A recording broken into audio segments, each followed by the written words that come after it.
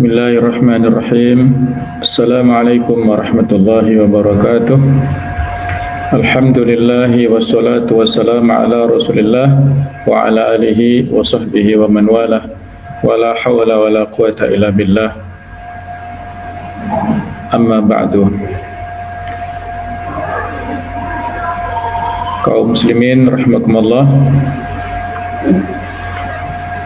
Dalam kehidupan kita sebagai seorang manusia pasti melakukan berbagai macam kekhilafan dan kesalahan, baik itu hubungannya dengan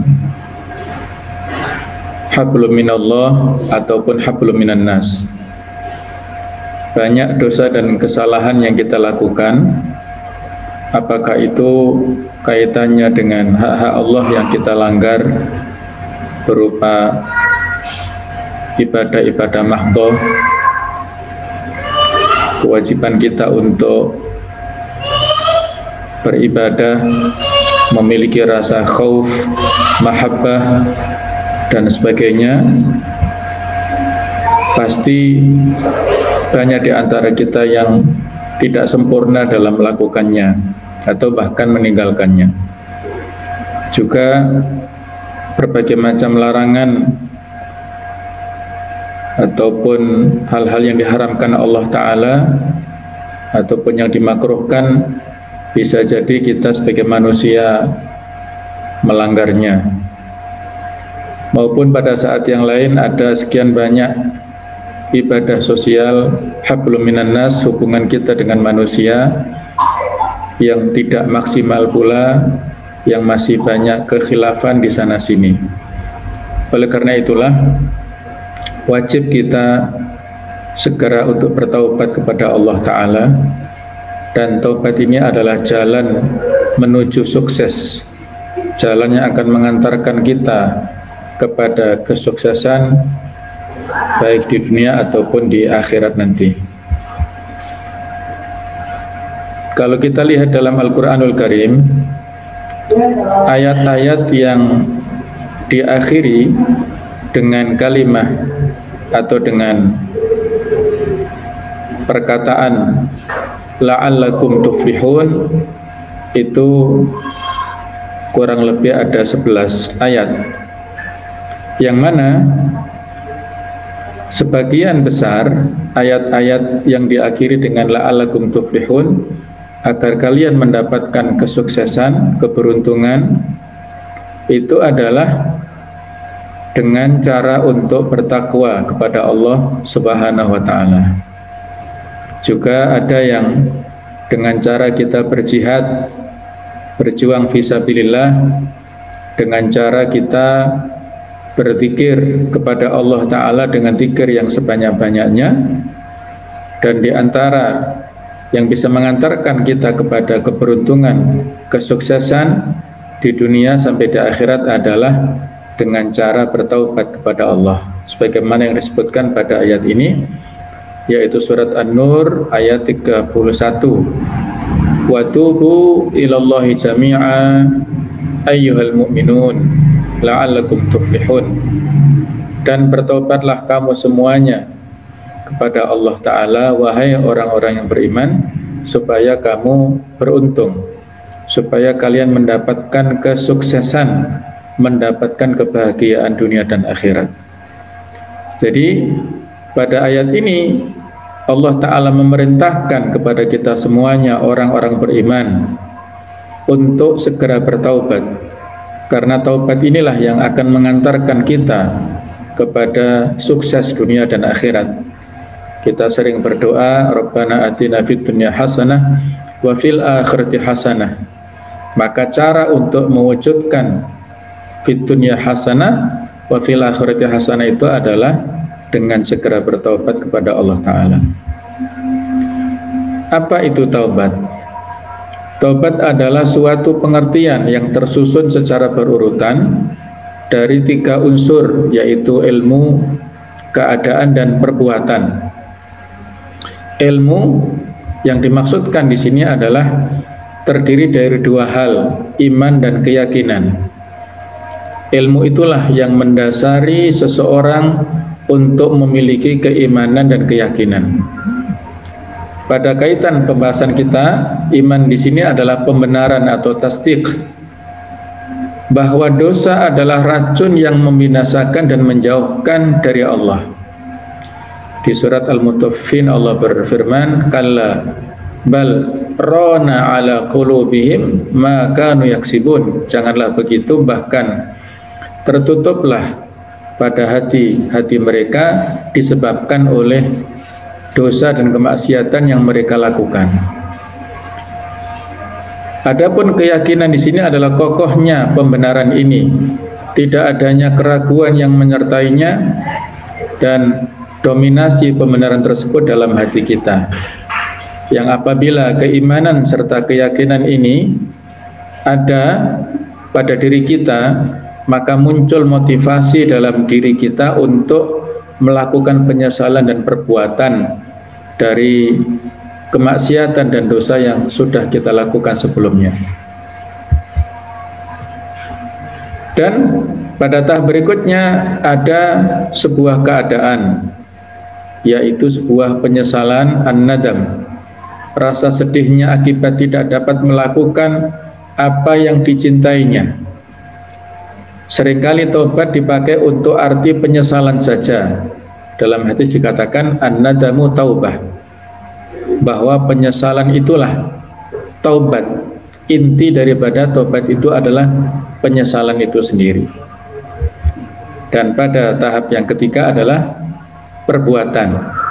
Bila rasa sedih ini mendominasi hati, maka muncul suatu keadaan lain yang disebut iradah atau kehendak, dan qasad atau keinginan kepada perbuatan yang memiliki hubungan dengan masa sekarang, masa lalu, dan masa yang akan datang. Perbuatan masa sekarang adalah dengan meninggalkan dosa yang dilakukannya apapun itu, apakah dosa kaitannya dengan Allah Ta'ala ataukah dengan sesama manusia. Perbuatan masa akan datang bertekad meninggalkan dosa yang membuatnya kehilangan apa yang dicintai hingga akhir kehidupan. Dan perbuatan masa lalu adalah menyusuli apa yang luput dengan mengganti apabila dapat diganti. Amal-amal yang buruk kita tutupi dan kita susuli dengan amal-amal yang baik. Insya Allah amal yang baik itu akan bisa menghapuskan amal-amal yang buruk. Apa itu taubat? Taubat adalah tangga pertama menuju hakikat peribadatan atau ubudiyah. Pertama, kita sebagai seorang muslim harus memiliki al-yaqdah atau kesadaran.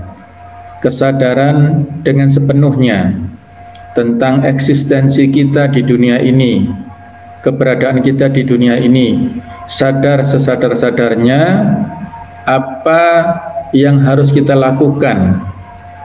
Kita sebagai manusia punya kewajiban, misi untuk beribadah kepada Allah. Nikmat-nikmat yang begitu banyak, apakah kita imbangi dengan rasa syukur ataukah belum? Ataukah malah kita balas dengan berbagai macam dosa ataupun kemaksiatan.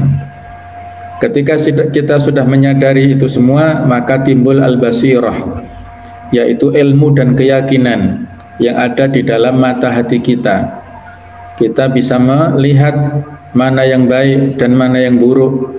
Kita merasa senang dengan kebaikan dan kita merasa tidak nyaman dengan keburukan. Selanjutnya akan menuju kepada al-fikrah, yaitu pola pikir. Al-fikrah al-islamiyah as-sahihah, pola pikir islami yang lurus, pola pikir yang baik, yang dengan itulah akan mengantarkan kita kepada al-azmu atau tekad bulat, keinginan yang kuat untuk berubah. Selanjutnya kita barengi dengan al-muhasabah, evaluasi. Kita mengevaluasi diri kita, menimbang-nimbang antara amal baik dan amal buruk yang sudah kita lakukan.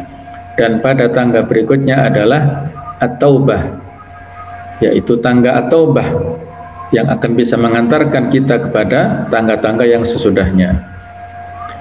Setelah taubat, kita susul dengan amal soleh, sebagaimana firman Allah Ta'ala di surat Al-Furqan ayat 70, illa man taba wa amana wa amila soliha faulaika yubaddilullahu sayyiatihim hasanat wa kanallahu ghafurur rahima. Kecuali orang-orang yang bertaubat serta dia beriman dan mengerjakan amal soleh, maka mereka itulah akan diganti oleh Allah kejahatan-kejahatan, kesalahan-kesalahan mereka akan diganti dengan kebaikan-kebaikan, dan Allah Maha Pengampun lagi Maha Penyayang. Apa makna taubat itu secara bahasa? Lughatan adalah artinya ar-ruju'. Di dalam Al-Qur'anul Karim ini banyak sekali kalimat taubat dengan segala derivatnya, kurang lebih disebutkan sebanyak 85 kali. Apakah berupa masdar, berupa fi'il madhi, fi'il mudhari, fi'il amr dan lain-lain, yang artinya adalah rujuk atau kembali, sebagaimana di surat An-Nur 31 yang sudah kita baca di depan, wa tubu ilallahi jami'ah, dan bertaubatlah kalian kepada Allah semuanya. Maksudnya adalah kembalilah kalian semuanya kepada Allah. Sedangkan secara istilah yang dimaksud dengan at-taubah itu adalah ar-ruju' ilallah biqasdi taqarrub ilaihi, kembali kepada Allah Ta'ala dengan maksud untuk bertakorrub kepadanya, mendekatkan diri kepada Allah. Ma'ahuduril qalbi bil i'tiraf, disertai dengan kehadiran hati dengan pengakuan. Wan nadam wal wuquf minadz dzambi, menyesal dan berhenti dari melakukan dosa ataupun kemaksiatan. Wal asmi bi'adamil auda ilaihi fil mustaqbal, serta berazam dengan tidak kembali melakukan segala macam dosa kemaksiatan itu pada waktu yang akan datang. Inilah makna daripada taubat yang harus kita penuhi sebagai konsekuensinya berhijrah ataupun berpindah dari jalan kemaksiatan menuju kepada jalan kebaikan. Hakikat taubat adalah kembali kepada Allah dengan mengerjakan apa-apa yang dicintai oleh Allah dan meninggalkan apa-apa yang dibencinya, atau kembali dari sesuatu yang dibenci kepada sesuatu yang dicintai. Yang dicintai dan dibenci itu lahir dan batin. Maka di dalam taubat terkandung makna Islam, iman dan ihsan. Sebagaimana hadis Jibril, hadis Arba'in yang kedua itu, ada pertanyaan yang disampaikan oleh malaikat Jibril yang menyamar sebagai seorang tamu penuntut ilmu dengan pakaian yang bersih, menanyakan tentang tiga hal ini, tentang Islam, iman, dan ihsan, yang ini adalah tangga kualitas seorang muslim. Islam dalam arti yang lebih umum, amal-amal yang zahir. Iman adalah landasan batinnya. Setiap mukmin adalah muslim, namun tidak setiap muslim itu mukmin. Iman tingkatannya lebih tinggi, dan yang lebih tinggi adalah al-ihsan. Tujuan setiap mukmin adalah permulaan dan kesudahan hidupnya. Kita dulu berawal dari fitrah, keadaan suci bersih. Kullu mauludin yuladu alal fitrah, setiap bayi yang dilahirkan ada dalam keadaan fitrah, bersih, suci, dalam keadaan Islam. Dan kita ingin mengakhiri kehidupan ini dengan baik pula, dengan kalimat tauhid la ilaha illallah. Maka akhiru kalamihi la ilaha illallah dakhulal jannah. Itulah yang kita inginkan. Jadi taubat adalah satu pembenaran atau tasdik bahwa dosa adalah racun yang membinasakan dan menjauhkan dari Allah. Di dalam kitab Al-Jawabul Kafi karangan Ibnu Qayyim Al-Jauziyah banyak sekali dampak-dampak buruk dari dosa kemaksiatan yang kita lakukan. Di antaranya adalah hirmanut ta'ah, kita terhalangi untuk melaksanakan ketaatan. Kemudian hirmanul barokah, kita akan terhalangi mendapatkan keberkahan. Hirmanul ilmi, kita terhalangi mendapatkan ilmu yang bermanfaat. Kemudian juga terhalangi mendapatkan rizki, mendapatkan manfaat. Dan banyak sekali yang harus kita takuti dari racun yang ditimbulkan akibat dosa kemaksiatan kita itu. Yang kedua, kokohnya pembenaran ini, tidak adanya keraguan yang menyertainya, dan dominasi pembenaran tersebut dalam hati kita. Yang ketiga, penyesalan, yakni rasa sedihnya akibat tidak dapat melakukan apa yang dicintainya. Kita ingin mendapatkan kecintaan dari Allah Ta'ala, ternyata kita lewatkan waktu-waktu yang tepat, waktu-waktu yang afdol untuk mendekat kepada Allah, telah terlewat semuanya. Itu kita merasa menyesal. Yang keempat, meninggalkan dosa yang dilakukannya. Yang kelima, bertekad meninggalkan dosa yang membuatnya kehilangan apa yang dicintai hingga akhir kehidupan. Dan yang keenam, menyesali apa yang luput dengan mengganti apabila dapat diganti. Ada beberapa amal yang bisa kita lakukan untuk gantinya. Ini yang disebut dengan mu'aqabah, memberikan sanksi kepada diri kita setelah melakukan kelalaian dengan amal-amal yang bermanfaat. Kita ganti, misalnya kalau dalam hadis disebutkan man nama an hisbihi lailan, barang siapa yang pada malam harinya itu terlewat dari kebiasaannya, apakah wirid misalnya tilawatul Quran ataukah sholat malam misalnya, kemudian terlewat pada malam itu, fal yu'addiha ma baina as-subhi ila sholati dhuhri, maka hendaklah dia tunaikan antara waktu subuh sampai waktu sholat duhur, au kama qala. Jadi kalau misal kita terbiasa melakukan amal-amal baik pada malam hari, kemudian kita terlewat karena satu udzur, maka bisa kita ganti. Sholat qiyamul lail misalnya bisa kita lakukan pada malam hari, biasanya 8 rakaat plus witir 3, maka bisa kita semacam, ya dalam tanda kutip, kita qadha pada waktu duha itu dengan sholat 8 rakaat dengan niat untuk mengqadha tadi. Tapi untuk witir yang 3 rakaat tidak bisa. Witir hanya khusus pada malam itu, tidak bisa kita tunda pagi atau siang harinya. Kalau misalnya kita biasa wirid, bisa zikir atau mungkin tilawah Quran malam hari, baca surat Al-Mulk misalnya, maka kalau kita lupa atau terhalang bisa kita ganti pada waktu pagi itu. Nah, ada unsur penyesalan di sana. Limadza at-taubah atau limadza natubu ilallah, kenapa kita harus bertaubat? Ada paling tidak 6 alasan di sini. Al-insan mudnib, manusia itu berdosa. Kata orang Arab, innama sumiyal insanu likathrati nisyanihi, seseorang itu dikatakan insan, manusia dikatakan insan karena banyak lupanya, sering lupanya. Manusia ini harus terlalu diingatkan karena tempatnya lupa dan salah.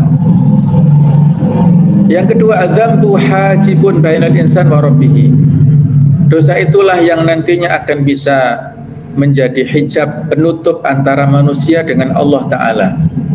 Tertutupnya keberkahan, tertutupnya manfaat, tertutupnya ilmu dari Allah, tertutupnya macam-macam kebaikan dari Allah itu disebabkan dosa kita sendiri. Adzambu huwal halik. Dosa itulah yang menjadi perusak, yang menjadi penghancur kita sendiri. Di antaranya ada hadis thalatsu muhlikat, 3 hal yang bisa menjadikan manusia amalannya itu rusak binasa, yaitu yang pertama syuhun muta', kebakhilan yang ditaati, wa hawa muttaba', hawa nafsu yang diikuti. Yang ketiga adalah wa ijabul mar'i bi nafsi, manusia yang takjub dengan dirinya sendiri, itu bisa menghancurkan amalannya. Juga misalnya hasad, Wa innama ya'kulul hasadu al-hasanat kama ta'kulun narul hatab. Hasad itu akan bisa menghancurkan kebaikan-kebaikan sebagaimana api yang melahap kayu bakar itu. Jadi sia-sia amalannya. Yang keempat, alasannya linsan lahu muyul fil maksiyah. Manusia itu punya kecenderungan untuk melakukan maksiat. Di surat Asy-Syams itu Allah berfirman, fa'alhamaha fujuruha wa taqwaha. Kata-kata fujur ini lebih didahulukan. Kami ilhamkan kepada manusia jalan yang fujur, jalan yang maksiat, jalan yang sesat. Di samping manusia diberikan ilham untuk jalan yang takwa. Jadi kata fujur didahulukan menunjukkan potensi kepada penyimpangan itu sangat besar dilakukan oleh manusia. Yuhibbullahu ta'ala tawwabin. Allah cinta kepada orang-orang yang bertaubat. Innallaha yuhibbut tawwabina wa yuhibbul mutatahhirin. Allah cinta kepada orang bertaubat dan cinta kepada orang-orang yang bersih. Yang keenam, Ar-Rasul yastalzimu taubah. Rasulullah selalu bermulazamah, merutinkan taubat minimal 70-100 kali dalam kehidupan beliau. Ada 3 istilah di sini menurut Ustadz Abu Ali Ad-Daqqaq tentang masalah taubat, inabah, dan aubah. Taubat ini setiap orang yang taubat karena takut siksaan, maka ia ada di tingkatan awal yaitu taubat. Taubat adalah sifat orang-orang mukmin. Yang lebih tinggi adalah inabah. Orang yang taubat karena mengharapkan pahala adalah pelaku taubat yang mencapai tingkatan inabah. Inabah merupakan sifat para wali Allah atau orang-orang yang dekat dengan Allah. Yang tertinggi adalah aubah. Taubat yang termotivasi oleh sikap hati-hati dan ketelitian hatinya, bukan karena mengharapkan pahala atau takut pada sisi Allah, maka ia berada di tingkat aubah. Ini dimiliki oleh para nabi dan rasul. Allah cerita tentang Nabi Dawud, ni'mal abdu innahu awwab. Beliau adalah sebaik-baik hamba dan dia adalah awwab. Juga tentang Nabi Ayub itu juga sama memiliki sifat aubah ini. Demikian, mudah-mudahan ada manfaatnya. Assalamualaikum warahmatullahi wabarakatuh.